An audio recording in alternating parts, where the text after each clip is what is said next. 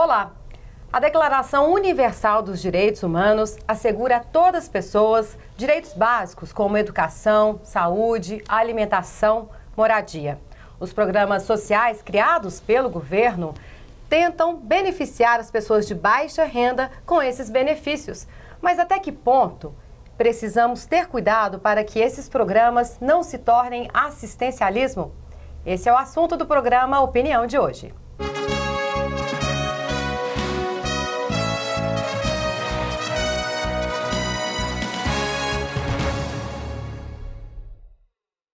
E para falarmos sobre programas sociais e assistencialismo, recebemos aqui o jornalista Ranulfo Borges para ajudar a comentar, sobre esse assunto importante. Obrigada, Ranulfo. Muito obrigado.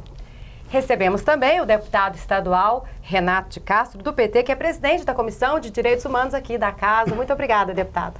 A gente que agradece.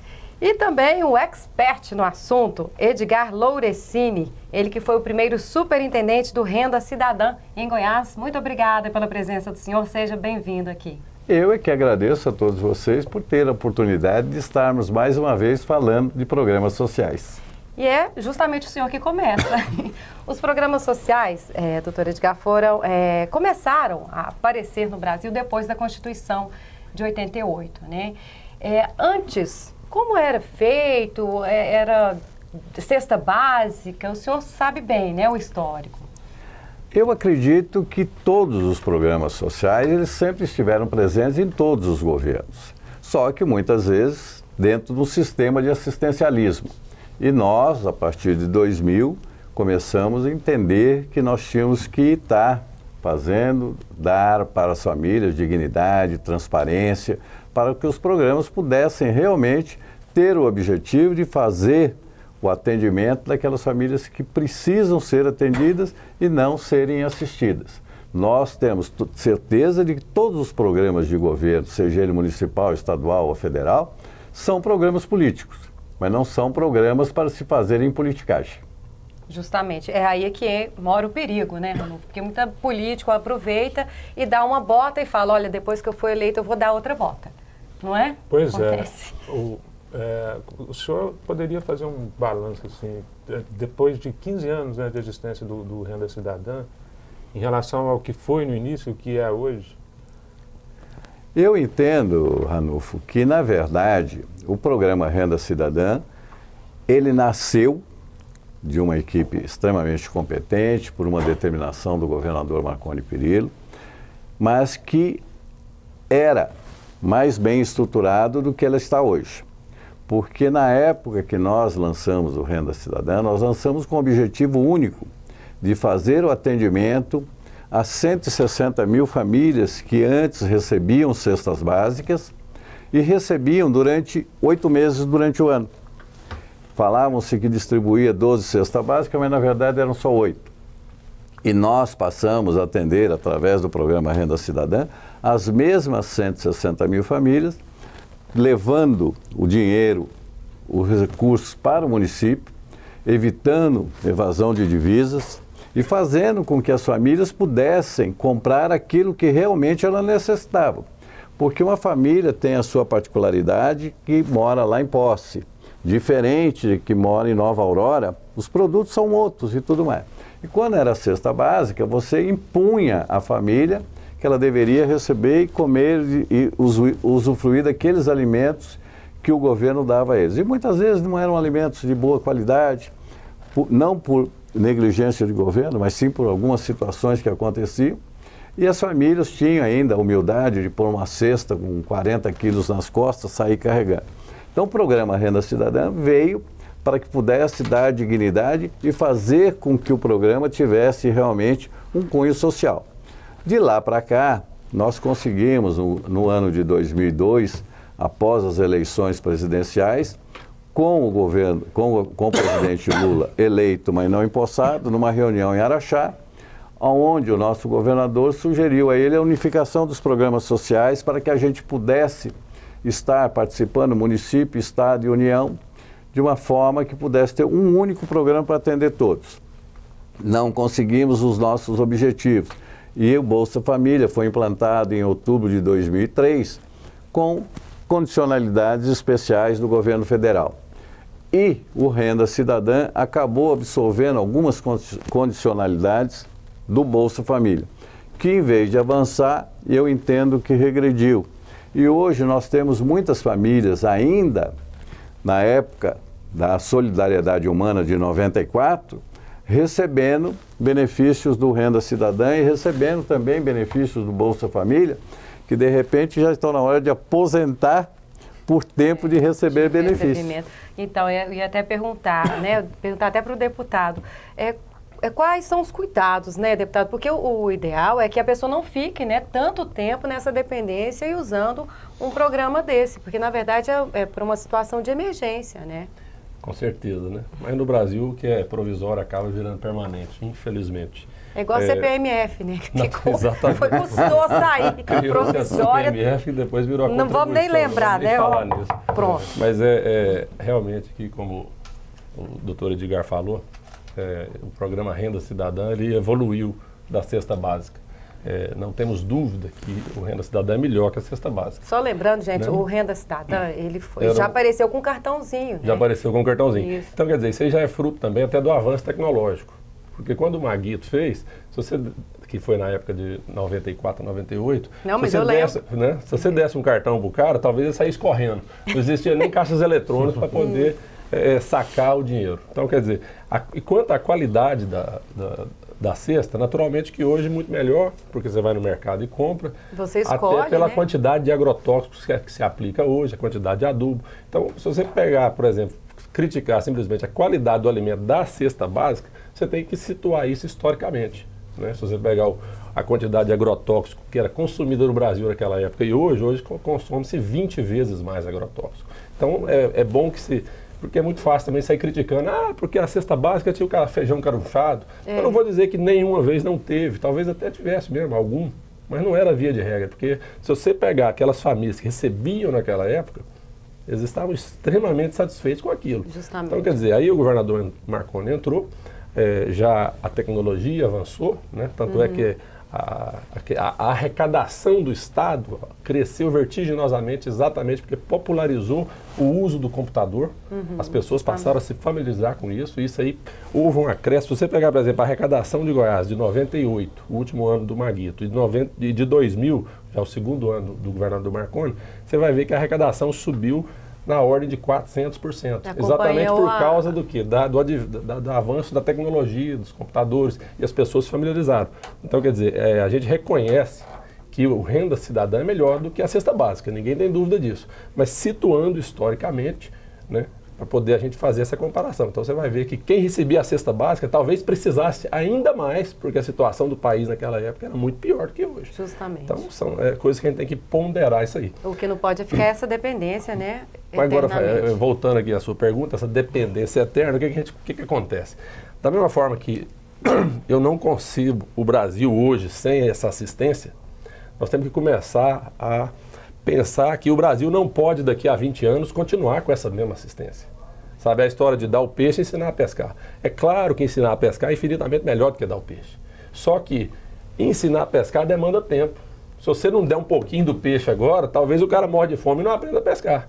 Então, quer dizer, os programas sociais, Bolsa Família está aí, junto com o Renda Cidadã, é muito importante e eu acho que o governo tem que exigir mais a contrapartida, né? Que as pessoas estudem, façam cursos, né? E tal, e até trabalhem, para poder amanhã ou depois ir desmamando essa turma aí, que infelizmente hoje, se tirar de uma vez, eu acho que não é. Eu gostaria até de, aproveitando, já que eles são muito importantes, perguntar para o senhor Edgar por que diminuiu de 160 mil para 60 mil beneficiados hoje, né? Porque falta de dinheiro ou o programa foi pensado para realmente ter essa queda? Ranulfo, na verdade, o programa foi feito para que ele fosse temporário. Assistisse a pessoa, como disse muito bem o deputado, você tem que ensinar a pescar, mas durante esse curso, você tem que fazer assistência para que ele possa ter condições de ter um aprendizado. Então, a Bolsa Família, quando ela veio, hoje o Bolsa Família tem em média um repasse por família de R$ 156. E a renda cidadã hoje está com um repasse de aproximadamente R$100. Então, não é permitido... Isso é por família, doutor Edgar? Só para a gente entender. Só por família. Por família. E hoje não é permitido que a mesma família receba os dois benefícios. Então, muitos optaram pelo Bolsa Família, que tem um recurso melhor, certo? É mais valorizado. E, na verdade, hoje você tem 60 mil famílias no Renda Cidadã, mas você tem 340 mil famílias no Bolsa Família dentro do estado de Goiás. É muito acima do que aquilo que os dados nos indicam que tem famílias em situação de vulnerabilidade. Nós temos dados do IBGE e do Instituto Mauro Borges, que nós teríamos dentro do estado de Goiás aproximadamente 200 mil famílias necessitando de um apoio do governo, seja ele estadual, municipal ou federal. Então nós temos aí mais de 200 mil famílias recebendo recursos, provavelmente em duplicidade, né? Então tem famílias que estão no programa Jovem Cidadão, recebe. E tem o Bolsa Escola também, né? Tem família que recebe o Bolsa Família, recebe o Renda Cidadã, e tem famílias que têm ainda o BPC, que é Benefício de Prestação Continuada, aí você tem o deficiente. Então, na verdade, se você for pensar, hoje, Goiânia, por exemplo, Goiânia nós estamos com 1.400.000 habitantes. Nós temos aproximadamente 300 mil pessoas com mais de 60 anos de idade. Então, essas pessoas, até prova em contrário, recebem BPC, ou aposentadoria ou pensão. Certo? É benefício também. Certo. Aí você tem 350 mil famílias, 340 mil famílias recebendo Bolsa Família. Você multiplica isso por 3, dá 1 milhão e pouco de pessoas. Já vai para 1.300.000. Aí tem 60 mil famílias do Renda. Então você tem aproximadamente de 25% a 30% da população de Goiânia, que o índice de vulnerabilidade de Goiânia não é o mais baixo, certo? Sim. Ele está entre os de melhor renda. E aí não é só IDH, não. Aí você tem uma série de outros índices que compõem. Aí você vem e tem Goiânia com 25% da população sendo assistida, ou pelo governo federal, ou pelo governo estadual, que eu tenho esses dados. Eu não tenho nem os dois. Eu não tenho nem os dados do governo municipal, que também tem e se você parar para pensar, você tem ainda Bradesco, Itaú, Banco do Brasil, Caixa Econômica, N outras instituições que fazem assistência. Então, talvez a população precisa. O que o governo federal fez, e aí é uma ideia do governo do estado de Goiás. O senhor vai falar o que o governo federal fez daqui a pouquinho, depois do intervalo. A gente volta com esse assunto.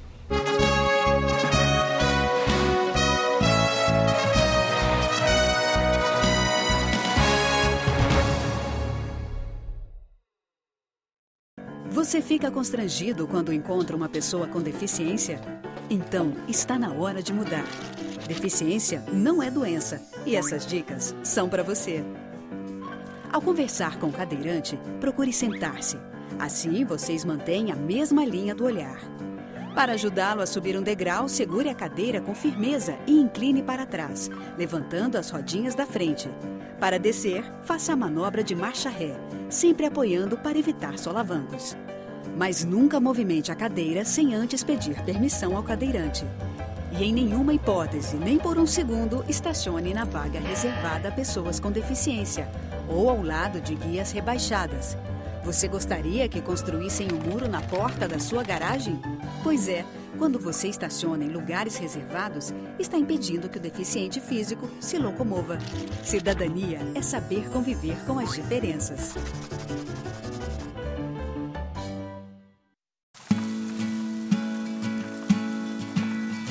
Antes da virtualização, corria-se o risco de perder partes de um processo durante o manuseio e transporte. Agora, os processos são enviados eletronicamente com total segurança. O que antes levava meses e muito papel, agora está a um clique. Virtualização de processos, porque ter acesso fácil e rápido à justiça é um direito seu.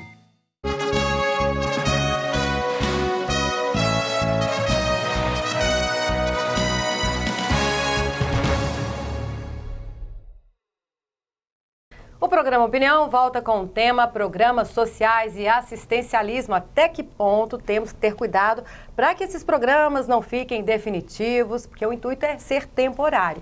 E o doutor Edgar, especialista no assunto, ele foi o superintendente do Renda Cidadã, o primeiro superintendente aqui no estado, estava falando da quantidade do Renda Cidadã. Diminuiu, houve uma queda, eram 160, caiu para 60, mas em compensação o Bolsa Família triplicou, né, doutor Edgar? E a gente estava aqui meio que abismado, né? Fazendo as contas, ele citou uma cidade que mais de 50% da população tem os benefícios. Isso chega a ser meio alarmante, não é? Porque as pessoas param de trabalhar, param de ir atrás. Quais são os resultados disso? Na verdade, nós temos que identificar. Você pega uma cidade, Qual que é a cidade? caso que eu falei, Damianópolis, ela tem 77% da população sendo atendida. Onde fica ela Damianópolis? Tem 3.400 mil habitantes do Nordeste goiano. Nordeste. Né? 3.400 mil habitantes e 77% da população é atendida. Nós mantemos com o governo estadual e governo federal aproximadamente mais de 300 mil reais em Damianópolis, todos os meses. Certo? A arrecadação... Ninguém lá trabalha. Trabalhar, trabalha. Mas a grande verdade é a população é extremamente carente. Você imagina se tirar os 77% da renda que essas 77% recebe, os outros 23% também vão ficar sem emprego. Vão ficar. Porque provavelmente o comércio gira em torno desse dinheiro também da assistência. É igual dos o governos. senhor falou, né, deputado? É preciso ensinar, né, a pescar, mas enquanto isso tem que ir dando peixe. Mas é muito delicada, né, essa situação. Entendo que o governo federal está num caminho que foi uma ideia do governo do estado e que está caminhando para que a gente consiga concretizar. Chama-se o CAD único, Cadastro Único de Todas as Famílias. Aí você vai ter o norte daquela família, vai poder saber o que ela está recebendo, da onde ela está recebendo e quem ela tem potencial para estar fazendo. Tem fiscalização, doutor Edgar? Porque o senhor citou... Muito aquém. Muito aquém, né? Porque tem casos de famílias receberem 5, 6... Muito aquém do que precisa. O que nós precisamos e estar identificando essas famílias é a capacidade dessas famílias. Porque não adianta você levar curso de qualificação e capacitação de 40 horas para cidade nenhuma. Desculpe, se tem alguém contrário, o Ranulfo, deputado Renato, eu não consigo entender. Eu passei mais de 20 anos sentado na cadeira, estudando, ainda não sei nada, né? Você imagine que com 40 horas você forma profissional. Não tem. E nós precisamos saber quem é que tem naquela família que tem potencial para ser empreendedor ou qualquer coisa. Não adianta você convocar para um curso de qualificação e capacitação uma família que seja membros analfabetos, que vai lá, não tem o que fazer, sai de lá sem saber, sai com papel na mão que não tem. Primeiro, quem tem potencial para poder fazer curso de qualificação e capacitação. Segundo, explorar a potencialidade do município. Justamente. Não adianta você levar um curso de embutido para Águas Lindas. Ela vai buscar explorar o quê, vocação, né? Como fazer embutido em Águas Lindas. Então nós temos que saber o que levar e realmente qualificar e capacitar para que essas famílias tenham oportunidade de estar realmente sendo inclusão social. Se você perguntar para mim, mais uma vez, como eu respondi há muito tempo atrás, o que você pretende ter nos programas sociais o ano que vem, ou o mês que vem, ou amanhã? Nenhuma família dependendo nem do municipal, nem do estadual e nem do federal. Ou então não quero ter programa nenhum, né? Quem e sabe? Aí, agora, como o deputado colocou, se você tem 77% da população sendo atendida e está além do necessário, mas se você tirar, fica 100% da população necessitada. Porque os outros 23, de alguma forma, então, pegam um pouco desse dinheiro. Tem que ser detectado. E continua assim? Isso é que não está errado. Não, eu acho que o CAD único é a solução. Inclusive o Renda Cidadã hoje, ele tem uma determinação. Se, no artigo 4, no inciso 4, da Lei 18.090, se não estiver no CAD único, o pagamento será bloqueado. Porque você tem que saber com quem. Justamente. Você chega aqui dentro da Assembleia Legislativa, você tem seu chefe, teu coordenador, quem preside, como faz, você sabe tudo o que é. E antes a gente bate o ponto. Então, Agora, a casa está sabendo que eu estou chegando. Você chega e tem 2 milhões de pessoas no Brasil, em Goiás, sendo atendida, certo? E quem que é esse beneficiário? Não sei, eu mando. Corrupção, não tem. Nem no Bolsa Família, nem no Renda Cidadã, não há a menor condição de ter corrupção no programa. O senhor fala, mas corrupção que o senhor fala de, no caso, empresários, dinheiro, desvio. Por quê? É um benefício de R$100, é um benefício de 150, certo? Você, a logística da corrupção aí é muito complicada. Você teria que dividir. Fraudar um monte de coisa para roubar R$100. Mas a gente ouve eventualmente falar de alguém ligado a um prefeito de uma cidade que é sobrinho do prefeito, parece que está recebendo. Nós falamos, a politicagem existe. A politicagem ainda existe. Se você perguntar para mim, quem da Damianópolis tem família que ainda precisa do programa e não está recebendo nem Bolsa Família, nem renda, e nem Jovem Cidadão, e nem outro tipo de benefício, e que tem família recebendo que não precisa, não tem dúvida nenhuma que tem. O Caixa Único vai solucionar esse problema. É isso que nós vamos ter. Deixar de ter interferência política, fazer...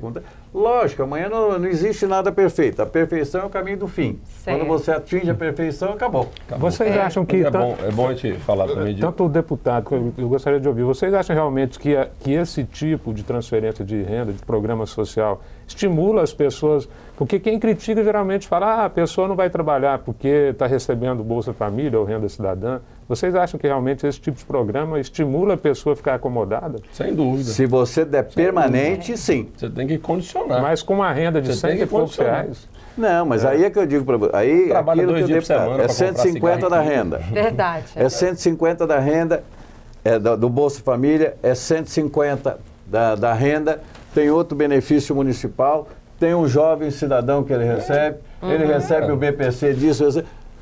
Você vai ver a soma, aí você oferece um emprego para ele, você oferece um emprego para ele e diz para você, tudo bem, você leva a tua carteira, não, se for assinar a carteira eu não quero não.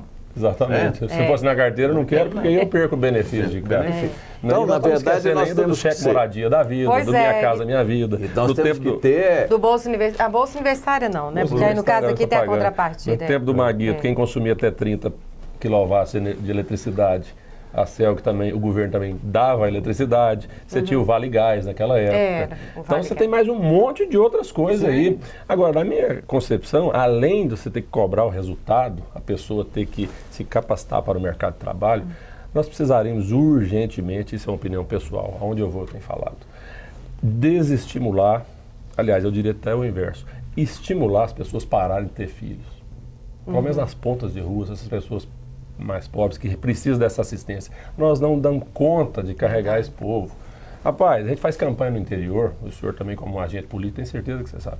Olha, a gente chega, tem coisa que corta o coração. A gente vê moças com 17 anos, grávida, com a barriga grande, segurando um no colo, um maiorzinho e um pequenininho, de mão dada com outros 2 aqui. É complicado. Quer dizer, nós fizemos um programa em Goianésia, eu fui vice-prefeito do Dr. Gilberto Naves, de construção de casas, né? Através do Minha Casa Minha Vida e tal, beleza. Quer dizer, o Minha Casa Minha Vida, a pessoa paga lá 30 e poucos reais, 120 pagamentos lá de 30 e poucos reais, dá 4, 5 mil reais numa casa que vale, na verdade, 55, 60 mil reais. Então, quer dizer, é mais um programa de assistência do governo federal, dando a casa para o povo e do governo estadual. Isso do cheque moradia, né, deputado? O cheque moradia. Aí, eu ando nas ruas, né, de Goianésia, naturalmente, como um agente político, o que eu escuto de gente, olha, muito obrigado, vocês me deram a casa e tal, mas agora eu quero que você ajude eu a ganhar um para minha filha também. Nós não vamos dar conta, gente. Se nós não tivermos uma política para incentivar as pessoas a pararem de ter filhos, né? Não seria um radicalismo como na China, a história a política do filho único. Mas eu acho que 2 ou 3 dá um jeito aí. Questão de planejamento familiar. É um planejamento familiar, tá? Não estou aqui também de forma alguma defendendo aborto, não estou aqui, eu estou defendendo aqui métodos contraceptivos para que como programa de erradicação de pobreza, talvez seja o mais eficiente. Isso, porque nós não vamos dar conta de dar escola, saúde, infraestrutura, assistência social, remédio, por aí vai, para uma população que cresce impedir, né? A questão é que as Qual famílias... que é a questão, Ranulfo? Não. Você vai falar daqui a pouquinho. Depois do intervalo, a gente volta com esse assunto. Será que é possível erradicar a pobreza com os programas sociais? A gente volta daqui a pouco.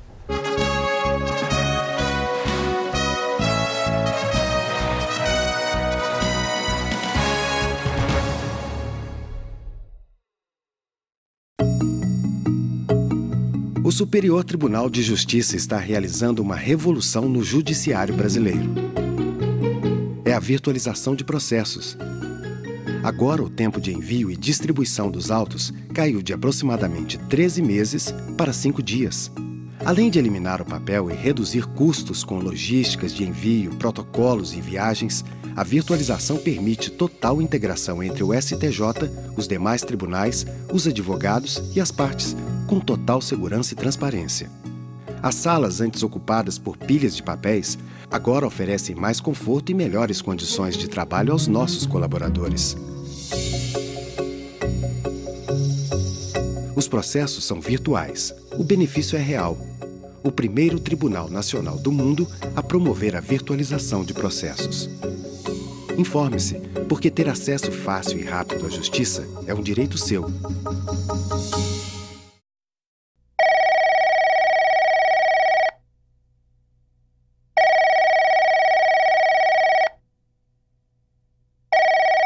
O CVV oferece atendimento telefônico gratuito a todos que precisam de apoio. Não se afaste dessa responsabilidade. Junte-se a nós e venha completar essa chamada. Isso é mais importante do que você pensa. CVV, boa noite.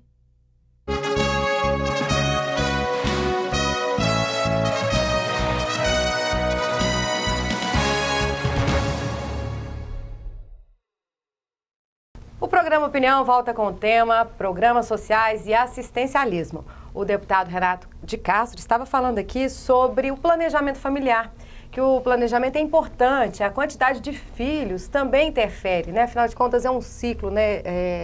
Uma coisa depende da outra, quanto mais filhos, com certeza mais dependência do governo, né? Se for uma família carente, vai ter. E o jornalista Ranulfo fez uma pergunta e eu cortei ele, agora eu vou dar a chance de novo. Não, era só para concluir os comentários do deputado sobre a importância realmente do planejamento familiar, porque geralmente o número maior de filhos está relacionado, contraditoriamente, às famílias mais carentes, né?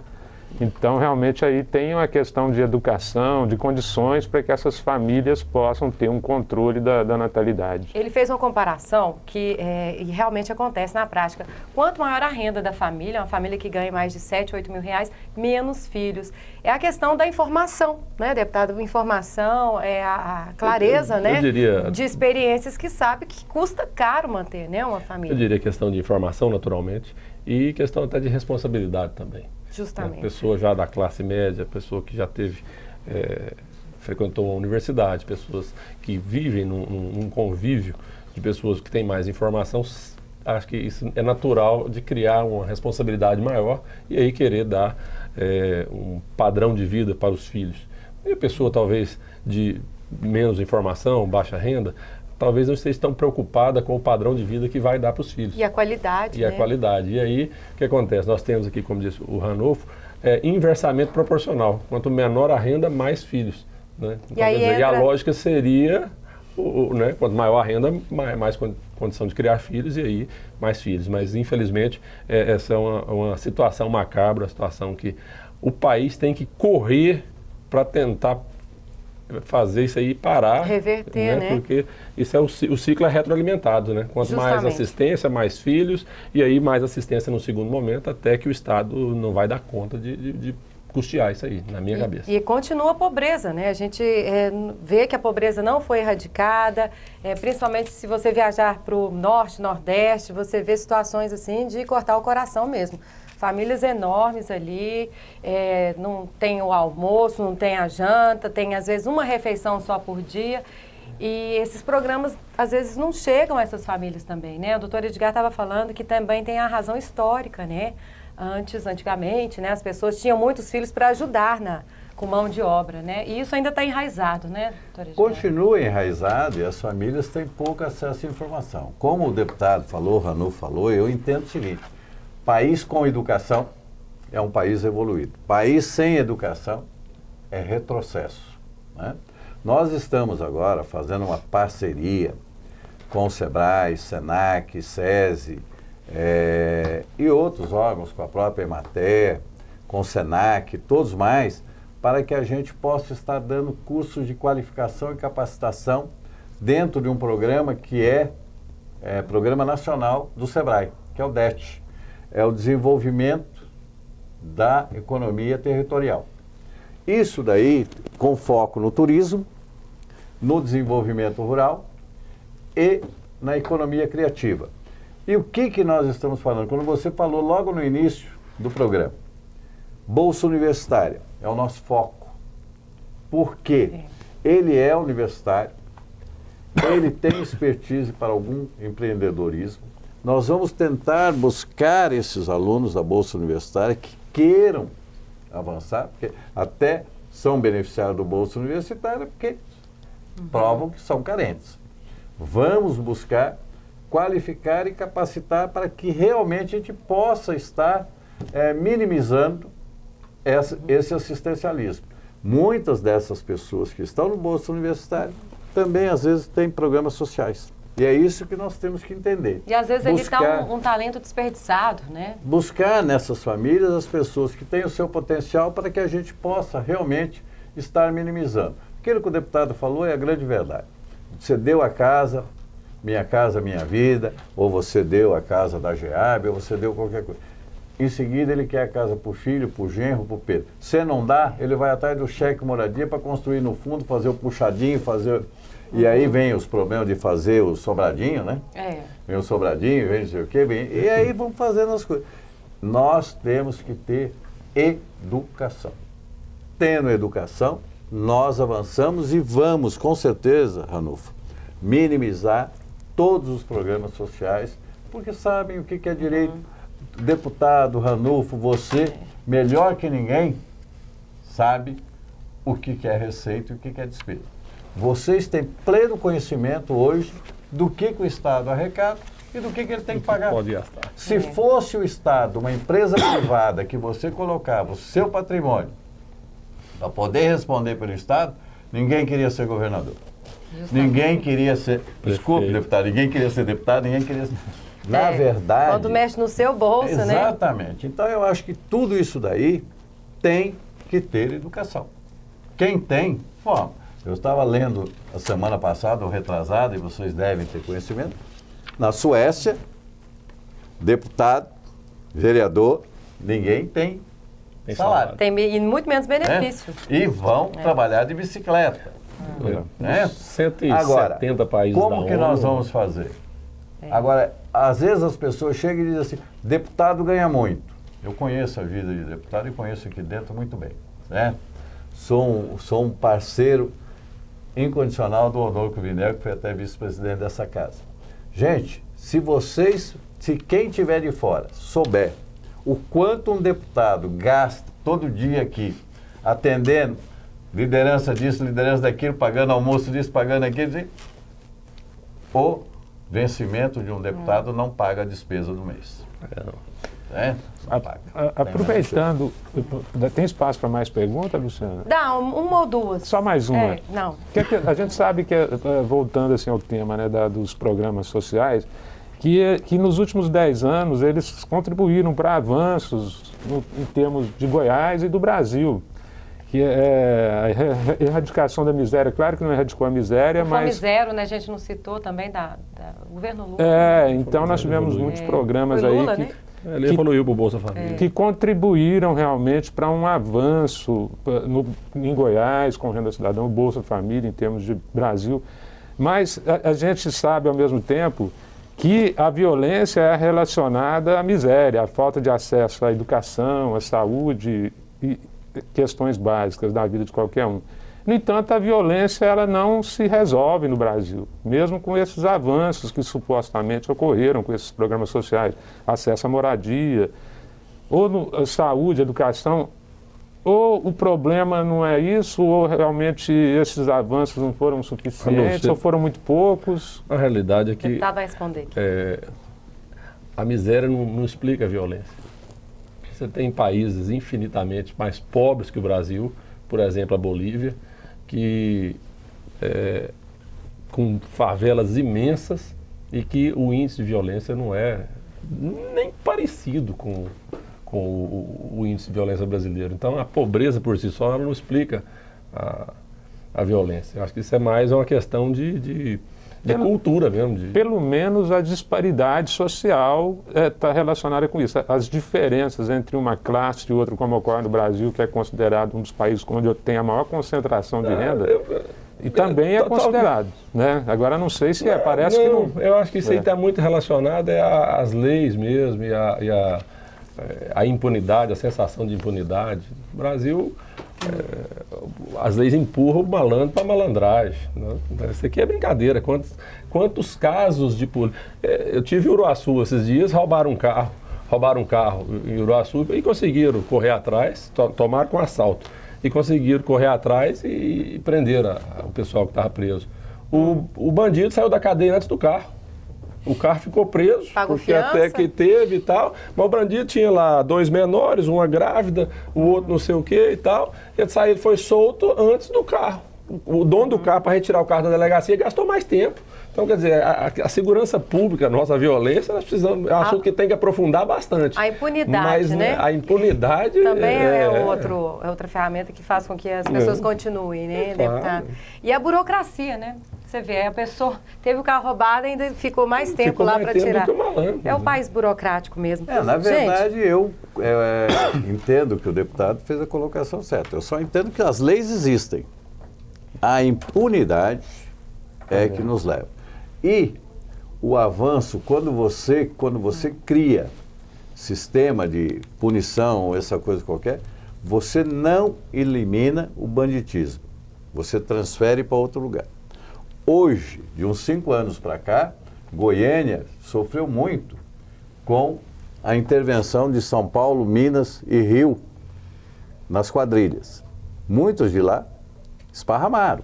Então o Brasil acabou, outros lugares que tinha tranquilidade, receberam essas interferências para cá. E o pessoal Se saiu, você pensar o que tínhamos há pouco tempo atrás, da Samambaia para cá, era uma loucura. Samambaia era um reduto, era um covil de bandidos. Né? E hoje o Samambaia está melhor. Mas para onde foram? Ninguém acabou com eles. Aquilo que o deputado acabou de falar. É cultural Prendeu, também, né? Agora saiu daqui uma hora. Sensação de impunidade, né? Não dá mais para fazer banditismo aqui em Goiânia. Mas dá para fazer em Anápolis. Né? Então vamos lá, quando a polícia aperta num lugar, o pessoal corre para outro. Né? Então eu acho que nós temos um problema de cultura, impunidade, lei tem demais. Exatamente. Né? Você pegar, eu sou bacharel em Direito, não sou advogado, não sou bacharel, mas se você pegar os códigos nossos, cada um tem 15 centímetros de grossura e vamos trabalhar. E as brechas, né? Bom, gente, infelizmente nosso tempo esgotou. Gostaria de agradecer aqui as presenças do deputado estadual Renato de Castro, do PT, presidente da Comissão de Direitos Humanos aqui da Casa, que expôs a opinião dele com relação aos programas, ao assistencialismo, né? Que, na verdade, a gente quer que esses programas meio que desapareçam, né? A gente quer cidadãos produtivos, que não dependam do governo. Muito obrigada, deputado. Se quiser falar alguma coisinha... Não, agradecer só a TV Assembleia, deixar um abraço para todos. E foi um prazer conhecê-los. E, doutor Edgar, uma sumidade no assunto. Foi um prazer conhecer o senhor, doutor. Agradecer também ao meu colega, né, Ranulfo Borges, jornalista aqui da Assembleia, que sempre ajuda aí nesses assuntos de difícil, né, a gente às vezes até abordar. Obrigada, Ranulfo. Queria agradecer a oportunidade, dizer que eu aprendi muito compartilhando aqui o programa com vocês todos. Muito obrigado. Obrigada a você. E agradecer ao doutor Edgar Lourecini, que foi o primeiro superintendente do programa Renda Cidadã, e hoje, esqueci de falar, né, o senhor continua na ativa, aposentou, mas continua, ele está lá na Secretaria de Cidadania, emprestando as ideias, ainda debruçando, né, fazendo programas ainda. Muito obrigada, doutor Edgar. Eu é quem agradeço ao deputado Renato, parabéns, que você tenha realmente um mandato em prol dos mais necessitados, cumpra com a sua missão. O povo acreditou em você e não tenho dúvida que você fará jus a isso. Ao Ranulfo, pela sua sabedoria, pela sua competência e brilhantismo na área de jornalismo. A você, os nossos agradecimentos pela oportunidade de estarmos falando. Estamos abertos sempre a aprender mais, estamos aprendendo sempre. Eu agradeço todos os elogios e tudo mais, mas eu quero aqui dividir isso tudo com a minha equipe. Minha equipe é que me dá luz, me dá sabedoria para que eu possa realmente continuar avançando. E deixo a vocês o abraço do governador Marconi Perillo e da nossa deputada, secretária maior, que é a nossa líder, colega de vocês, Leda Borges, que está lá. Se vocês nos emprestaram para que ela pudesse estar lá nos orientando, nos dirigindo e nos dando luz para que a gente possa avançar. E que nós tenhamos realmente condições de acabar com o assistencialismo e fazermos programas sociais para quem realmente precisa. Não podemos esquecer que nós temos famílias que deverão estar permanentemente sendo assistidas pelo Estado. São os idosos sem oportunidade de trabalho, são os deficientes, são famílias que têm deficiente, que precisam ser cuidadas 24 horas. Isso o governo está aberto para poder atendê-los e dar a assistência que precisam. A todos, meu muito obrigado e que Deus ilumine o caminho de todos. Amém. Muito obrigada a vocês. Obrigada a você também que está aí em casa nos assistindo. Continue com a gente pelo canal 8 da NET ou pelo nosso site que aparece aí no vídeo. Até mais.